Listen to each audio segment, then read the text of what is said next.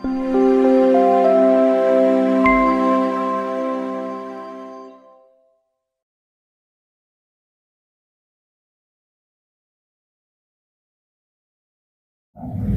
4 perkara yang ditiadakan oleh syahadat. 4 perkara yang ditiadakan oleh syahadat. Jadi la ilaha ilah itu ada 4. Jadi ada 4 yang harus dihilangkan. Harus tidak ada dalam diri kita. Kalau 4 hal ini masih ada di dalam diri kita, berarti syahadat kita ini masih perlu diperkoreksi. Harus dibuang, ya, harus dibuang. Itu. Seperti Bilal bin Rabah. Bilal bin Rabah itu seorang budak, ya, seorang budak. Dia itu masuk Islam, belum kenal ayat-ayat Al-Quran, taunya ahad-ahad saja. Ketahuan oleh bosnya Sumayyah. Sumayyah itu marah kalau melihat budaknya itu masuk Islam. Disiksa tuh Bilal bin Rabah, ya, ditarik, diikat di budak-budaknya, suruh jalan, ya, untuk ketawaan anak-anak. Diikat, ditaruh di padang pasir, perutnya dikasih batu yang begitu besar.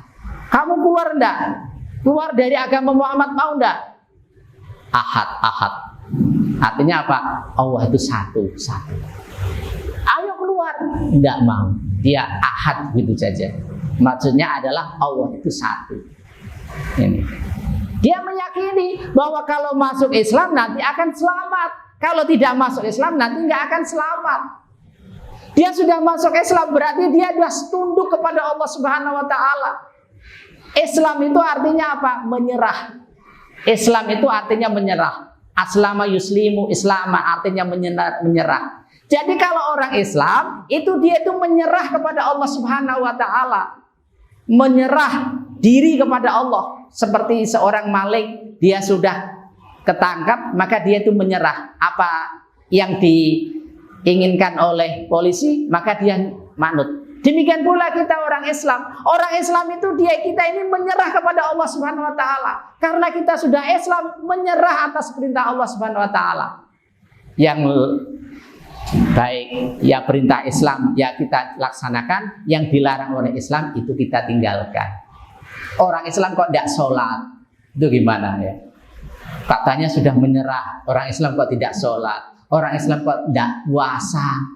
Orang Islam kok tidak mau zakat padahal mampu. Ya, orang Islam itu ya mengikuti perintah Allah dan menjauhi larangannya. Mengikuti perintah Rasulullah, menjauhi larangan Rasulullah. Namanya orang yang tunduk. Jadi menyerah diri kepada Allah Subhanahu wa Ta'ala. Nah, ada 4 perkara yang ditiadakan oleh syahadat. Yang pertama adalah al-alihah. Al-alihah adalah makhluk selain Allah yang dijadikan sebagai tempat sandaran. Ya, jadi al-alihah itu harus kita tinggalkan itu. Karena apa? Kita sudah bersyahadat la ilaha illallah. Berarti kita menyandar hanya kepada Allah. Selain pada Allah kita tinggalkan. Apa itu yang kita biasanya sering menyandarkan? Yaitu kita ingin mendapatkan manfaat, ingin mendapatkan madorot, kita datang kepada dukun. Nah ini, kalau orang syahadat haram hukumnya kita datang kepada dukun dan meyakininya. Yakin hanya kepada Allah, percaya kepada Allah. Pengen selamat, minta kepada Allah. Yang bisa menyelamatkan Allah. Yang bisa memadarkan adalah Allah. Jangan kita ini datang kepada dukun. Man ata kahinan, barang siapa yang datang kepada dukun, fa saddaqa bima yaqul, dia membenarkan apa yang diucapkan oleh dukun, faqad kafar, dia telah kafir. Jadi kalau kita ini datang kepada dukun, kemudian kita meyakini apa yang diucapkan oleh dukun, itu kita telah kafir. Meskipun sholat, meskipun puasa, meskipun sudah haji, meskipun jenengan sudah sedekah, meskipun jenengan melaksanakan Islam apa saja, kalau jenengan itu datang kepada dukun dan meyakininya, rusak semuanya. Ini, ya, maka kalau kita ini sudah mengatakan la ilaha illallah, tidaklah kita usah percaya kepada dukun. Dalam hadis yang lain juga dikatakan, barang siapa yang datang kepada dukun dan mempercayainya, maka sholatnya selama 40 hari 40 malam ditolak. Dengan sholat sehari 5 waktu selama 40 hari 40 malam ditolak. Karena apa? Percaya kepada dukun. Harus percaya kepada siapa? Kepada Allah. Allah marah. Nih ya. Yang kedua jin. Percaya kepada jin artinya mempercayai pekerjaan-pekerjaannya jin, minta bantuan kepada jin, minta bantuan pada setan, atau percaya kepada benda-benda yang keramat. Wah, benda ini bisa menyelamatkan saya, ini bisa menjadikan saya kaya. Nah, ini yang semacam inilah harus kita tinggalkan. Atau datang ke kuburan, minta kepada orang yang dikubur, tidak boleh. Kalau orang yang sudah bersyahadat, maka dia itu tidak mempercayai adanya atau meminta kepada kuburan. Datang ke kuburan ziarah bagus. Jenengan ziarah ke bapaknya, ibunya, kemana-mana, silahkan jenengan berziarah. Karena ziarah adalah dzikrul maut, mengingat kematian. Ingat kematian boleh datang ke kuburan. Nek jenengan hatinya resah, gelisah, hatinya keras, datang saja ke kuburan, ziarah, ingat kematian. Oh, saya besok tuh kayak gini ya, saya ini besok alam mati semacam ini. Boleh ziarah, mendoakan yang ada di kuburan, silahkan. Yang nggak boleh itu minta yang ada di kuburan, itu yang nggak boleh. Mbah, putumu akan nikah ndak, Mbah? Tolong ya Mbah, diselamatkan ya Mbah. Nah, ndak boleh. Ziarah boleh, silahkan. Ziarah kepada siapa saja yang kuburan-kuburan muslim itu silahkan. Tetapi yang tidak boleh adalah meminta mereka pulang bawa apa? Bawa tanah di situ, bawa pulang. Oh, ben selamat katanya. Enggak boleh kayak gitu. Ya, syahadatnya kita jadi rusak kalau kayak gitu. Ya, eman-eman. Kita ini sudah saksi kepada Allah, ternyata saksinya, kalau kita ini sudah bersumpah kepada Allah, ternyata sumpah kita ini sumpah yang palsu. Eman-eman, ibadahnya jadi rusak. Itu yang harus kita hilangkan. Yang kedua adalah al-andat. Al-andat adalah yang menghalangi manusia mempelajari, menganut dan mengamalkan Islam. Yang menghalangi. Kita mau ngaji dihalangi. Kita ini mau mengamalkan Islam dihalangi. Kita mau menjalankan perintah Allah dihalangi. Terhalang oleh apa? Terhalang oleh anak, istri, suami, itu terhalang. Harta benda. Artinya apa?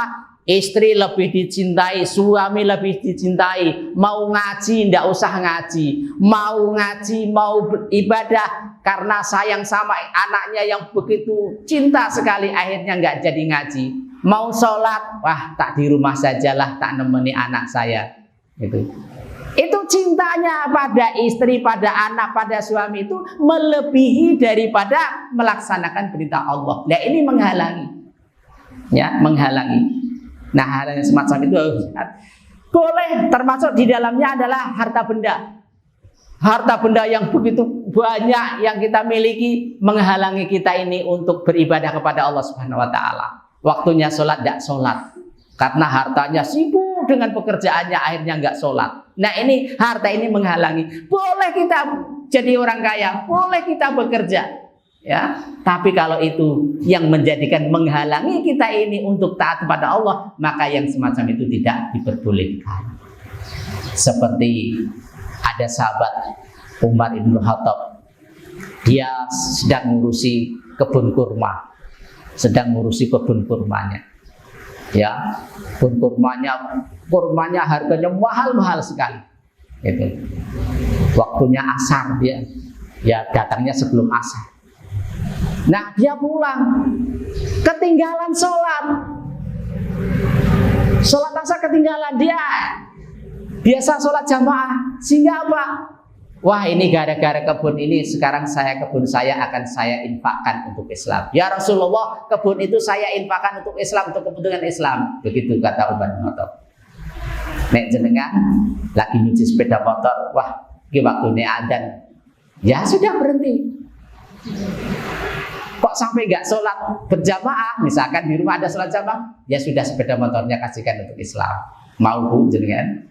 Berat ya? Ya berat. Ya teko sithik. Ya teko sithik. Ya artinya diperhatikan waktu. Ini ya. Kemudian yang berikutnya adalah al-arbab. Al-arbab itu adalah orang-orang yang menetapkan hukum. Ya, misalkan kayak ulama berfatwa yang salah, itu tidak boleh kita ikuti. Kalau di agama Kristen itu pendeta mengatakan begini dan begitu, kok menyalahi, ya tidak usah diikuti. Itu kalau orang Kristen. Lah kalau kita, kalau ada ulama itu ada dua, ulama yang baik, ada ulama yang ada yang buruk. Maka ulama yang baik yang kita ikuti. Ulama yang buruk tidak usah kita ikuti. Itu. Nah kalau kita ini mengikuti ulama yang buruk, kita akan celaka. Kalau kita mengikuti ulama yang buruk, yang jelek, fatwanya fatwa yang jelek, yang celana, yang nggak benar, besok kita ini akan dikumpulkan dengan ulama itu di dalam neraka. Ya Allah, kalau seandainya aku dulu tidak mengikuti ini, saya tidak seperti ini. Menyesal itu. Berpartai, berorganisasi, ya. Organisasinya melarang untuk berjilbab, organisasinya melarang untuk bersolat. Itu besok sama-sama masuk ke dalam neraka, itu di sana akan menyesal.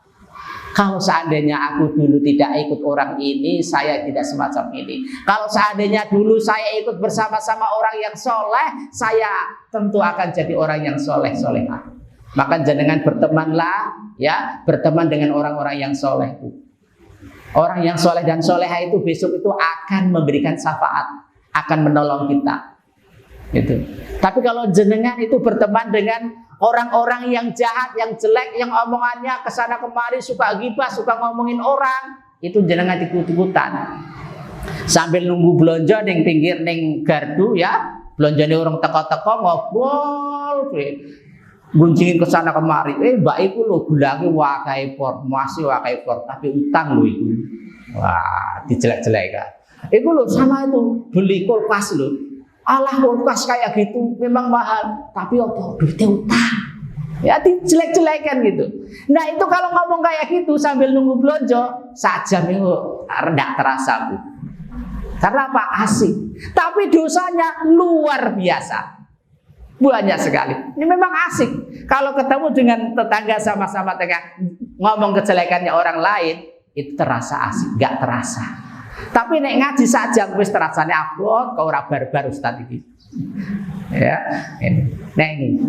Nah, jadi kita ini harus punya teman yang baik, di lingkungan yang baik. Nanti akan bermanfaat bagi kita. Di akhirat juga akan bermanfaat. Gitu. Teman yang baik di dunia, ya, teman yang baik di dunia sama-sama baik, sama mengingatkan kita, itu nanti akan bersama-sama kita di akhirat itu. Maka di dunia ini boleh pesan sama teman, Mbak, Bu, besok nek jenengan masuk swarga, nek aku urung tekan kono, aku golek ana ya. Boleh. Ada itu orang mau dimasukkan ke dalam surga. Loh, saya ini dulu punya teman Mbak Fatimah. Mana ya? Tanya kepada Allah. Ya Allah, mana teman saya Mbak Fatimah? Dulu saya ini sholat belajar sama dia. Saya dulu bisa zakat itu karena dia. Saya paham agama Islam itu karena dia. Sekarang saya masuk surga, saya pengen dia bersama dengan saya. Mana cari ya Allah Subhanahu wa taala? Dicari. Oh, di sana sedang dihisab. Dihisab itu di apa? Sedang dihitung amalan kita ini, lagi dihitung. Ya. Lagi dihisab. Kamu punya kerudung. Dari mana kerudungmu itu? Belinya di mana? Pakai uang apa? Halal apa haram? Kamu punya masker. Nyolong di mana? Gitu ya. Punya sendiri apa milik orang lain? Itu dihisab semuanya, Bu. Nah, itu hisabnya lama sekali. Maka orang kaya dengan orang miskin, bagusan orang mana? Miskin, mungkin orang miskin hisabnya sebentar. Jadi orang kaya hisabnya lama. Tetapi kalau orang kaya banyak sedekahnya, nah itu jawabannya. Oh, udah saya sedekahin, sudah saya infakin, sudah saya bayar zakat. Itu. Ya. Nah itu, oh lagi dihisab, muncul lagi sama Allah. Ya Allah, itu si Fatimah dipercepat ya Allah. untuk hisabnya akhirnya dipercepat. Ini ya, jadi teman yang baik itu akan memberikan syafaat kepada kita, mempermudah kita. Demikian pula punya anak, jenengan tuh punya anak yang soleh dan soleha, itu juga anak akan bisa memberikan syafaat kepada kedua orang tuanya. Gitu. Tetapi anak itu harus dididik dari sekarang. Usia SD, usia SMP, SMA itu dididik dengan baik. Jadi nanti anaknya itu menjadi anak yang soleh dan soleha. Ini. Kalau anak yang soleh dan soleha, nanti kalau dia itu berdoa, Rabbil firli wali walidaya warhamhuma kama rabbayani shaghira. Ya Allah, ampunilah aku dan ampunilah kedua orang tuaku. Ya, sebagaimana dia telah mendidikku sejak kecil. Jadi kalau anak yang soleh dan soleha, dia berdoa untuk kedua orang tuanya, itu dikabulkan. Tapi kalau anak itu durhaka, ya, anak itu durhaka, nggak sholat, berani sama orang tua, ya, doanya yang tidak dikabulkan. Jangan punya anak 10, semuanya durhaka, semua yang nggak bisa tidak dikabulkan. Tapi kalau jenengan punya anak 10, semuanya soleh dan soleha, itu dikabulkan, masuk surga. Ada dalam sebuah hadis, inna rajula, sesungguhnya ada seorang laki-laki itu dimasukkan ke dalam surga. Anak ada, dari mana ini? Gitu. Seorang bapak atau seorang ibu dimasukkan dalam surga, kaget loh, aku kok masuk surga indah kayak gini. Padahal saya tuh sholat munggur sholat tok 5 waktu. Posone munggur poso Ramadan tok. Sedekah ya sak duwene, salate ya salat terus gitu. Kok saya dimasukkan surga yang begitu indah kayak gini tuh gimana ini? Analihada. Dari mana ini? Dijawab oleh Allah Subhanahu wa taala. Hada bi istighfari waladika laka. Ini disebabkan karena istighfarnya anakmu untukmu. Jadi anakmu itu selalu mintakan ampun untuk kamu, sehingga dosa-dosanya sudah saya lepur karena doa dari anakmu yang soleh dan soleha. Akhirnya anak itu masuk ke dalam surga. Ini. Nah, penting sekali pendidikan anak tentang tauhid, anak tentang percaya kepada Allah, kepada Rasul itu sangat penting sekali. Jenengan nyokolahkan anak itu, ya tujuannya apa? Biar jadi anak yang soleh dan soleha. Ini. Tapi ada sebaliknya dalam sebuah hadis, ada anak yang mau dimasukkan ke dalam neraka.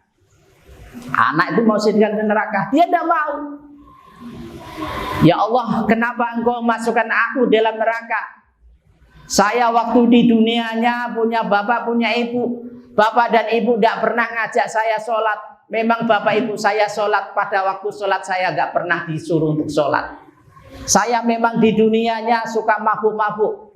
Tapi pada saat saya mabuk, bapak ibu saya nggak pernah nyuruh saya, nggak pernah ngelarang saya, membiarkan saya. Begitu saja. Ngaji nggak pernah, bapak saya ya ngaji, bapak saya ya haji, bapak saya ya macam-macam beribadah. Tapi saya dibiarkan begitu saja, nggak pernah diingatkan. Kalau begitu,